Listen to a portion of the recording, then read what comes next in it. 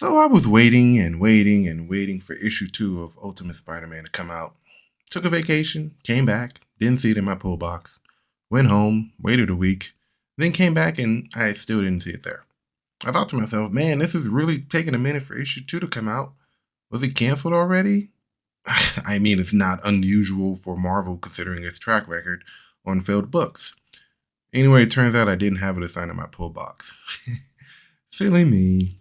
So reluctantly, I had to pull out my wallet, pay the $4.99, not just for issue 2, but also issue 3. So today, you're going to be getting both issues all crammed together in one video. So here we go. So it's February. Peter is getting used to his new powers. At the end of issue 1, we saw Peter get his suit.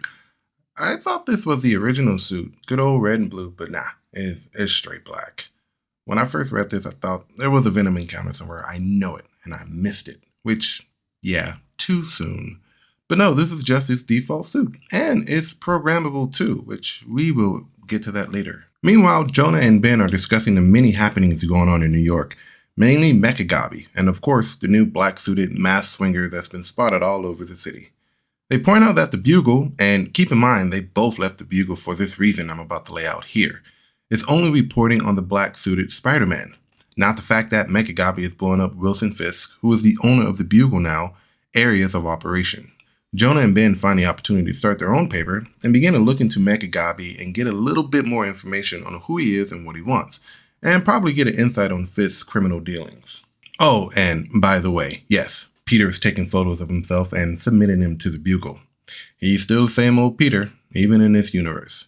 After all this, Peter runs into Shocker trying to rob a bank, and I gotta say, the banter here is classic Spider-Man. Even at 35, Peter is still witty as I don't know what. Unfortunately, his wittiness doesn't keep him from getting caught off guard by Shocker and thrown into a dumpster. Okay, 2 things I want to say. 1, Marvel, for some reason, isn't keeping the identity of Mechagobby a secret. Spoiler alert, it's Harry Osborn. Makes sense, but I was hoping it'd be someone else in this forgotten universe. 2, look at this cover art for 25th anniversary of the Phantom Menace. You see Jar Jar there, looking right at you. You're like, yeah, motherfucker, you can't forget about me. Misa's still here after 25 years. That smile, it still kills me. I love it. Yeah! Sparkly glowy. Yeah! Coming home later, May finds out that Peter is actually the black-suited web swinger that's been spotted all over New York. And like a good dad he is, bribes his child with ice cream to keep it secret. As what any dad would do in this very unique situation. I know I would because my wife would fucking kill me. We get a little looking into the criminal underground surrounding Fisk. Hint, he's just a puppet, and the real masters at play are a lot bigger and badder than Fisk himself, or so they would have you think. They want him to get a handle on Mechagobby and get him to stop disrupting their business, so they deploy who I can only imagine to be Bullseye. Also, he's on the cover of issue 3, so yeah, it's Bullseye. Peter has another run-in with Shocker, and this time, he one-ups him and takes him down. But then he tells Peter he's only robbing banks for his giant wife, who needs treatment, and it chokes me up. What if I was Peter, and I was in his shoes, and I was needing the money for my wife who was sick, and I didn't have it? Which is why you should subscribe to my channel. I can see Peter thinking about MJ, realizing he has a family. And in a moment of clarity, I can see that these two are going to be the best of friends. That is until Shocker hits Peter again with a blast of energy, and I just want to throw my phone at the wall. Second guessing his life choices, Peter returns home only to see a picture from May, with a note saying he's the best dad. And so, that gets him to continue being part-time dad and full-time superhero. I guess. Sure, whatever. Okay. Issue 3 starts off in March. Hey, look at that, it's March right now. Yay. Peter and May are having quality daddy-daughter time, and MJ and Richard are suspicious for some reason. Not sure why. Must be an attempt at comedy from the writers, I guess. I don't know. Anyway, much to my surprise, Peter's suit is programmable. At least I think it is, which would explain how the switching of colors and styles is possible. May settles on the classic red and blue, and thus Spider-Man is born, and like any 35-year-old dad, takes his daughter for a swing. And just reading that gave me PTSD. Even seeing Peter in Across the Spider-Verse take his infant baby on missions gave me a level of anxiety I never thought I could reach. Why? Why would you do that with your kid? Please explain. Oh, fuck it. Who am I kidding? I'd probably do that shit too. Like, take my kid to school and let all them hating ass kids see that my kid knows Spider-Man and that Timmy, whose mom owns a Tesla Model X, fucking $100,000 ass car, is no longer the cool kid. That's right, Timmy. Fuck your Tesla. Meanwhile, Jonah and Ben finally purchase a building to start their paper, and okay, I have to say, I'm more invested in what these two old dudes are doing than the actual story. The fact that they don't have a name for their newspaper intrigues me so much. Like, what are you going to name it? Is it going to be clever? Is it going to be witty? A nod to someone we, the audience, might know? Tell me! Yeah, Spider-Man is cool, but watching these two Joe Biden age seniors, okay, maybe not as old as the President of the United States, but I digress. It is interesting. I don't know, maybe I'm just getting old myself. Sorry for this very, very weird tangent. Let's get back to the issue. Peter shows up with a plan and sees a chart of all the places Mechagobby has hit, and him being Spider-Man uses it to get the jump on. By the way, Robbie is calling it the Green Goblin, and I'm super upset that the higher-ups over at Marvel didn't watch my first video and coin the term Mechagobby. Again, I digress. So Peter stakes out the spot for 2 days. The fuck? How?